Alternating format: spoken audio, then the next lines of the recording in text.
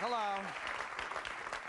Well, we've had an interesting week here in Seattle. Teachers still mad, a lot of them mad at me. You know, I made some jokes about them last week, and a lot of teachers yelled at me, emails, phone calls, they're yelling, and I thought, wait a minute, this reminds me of something. I'm making jokes, and teachers are yelling at me. Now what was that?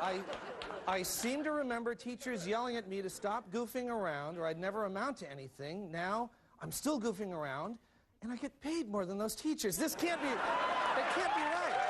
That couldn't have happened. That just seems to be impossible, you know. But no, I support the teachers. They do a great job. I'm a product of the Seattle School District, and you can see how well I turned out. You know, go Quakers. Anyway, we need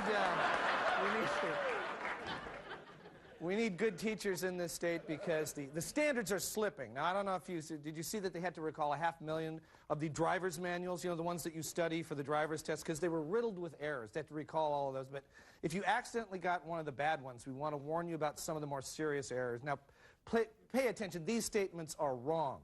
For example, top speed on freeways is 70 miles per hour or 110 on the way back from the Gorge. That's wrong.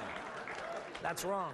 Allow at least 20 feet between cars for every 10 miles per hour unless you're high. That's right. Now, the section about stopping on railroad tracks should have read never instead of always.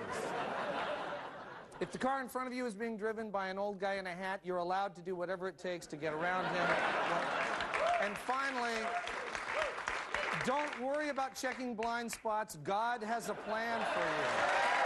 That's wrong. That's wrong. Now, those are some of the more glaring errors in the manual, but there was another major error this week. As most of you know, our own Pat Cashman lost his radio job. Pat, you're around here. Where's Pat? Pat! Where's Pat? Come on here.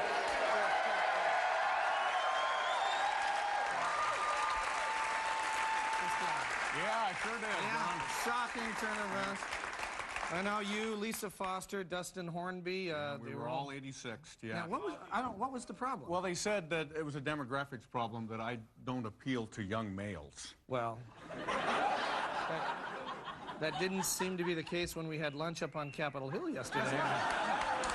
Anyway, I'm not bitter, and I'm just going to keep moving ahead. And in fact, I've been trying a few things out this week. You have? You got some new options? Got some irons in the fire. Well, what have you been doing? Well, we've got it on tape because I had plenty of time to make one. Let's see.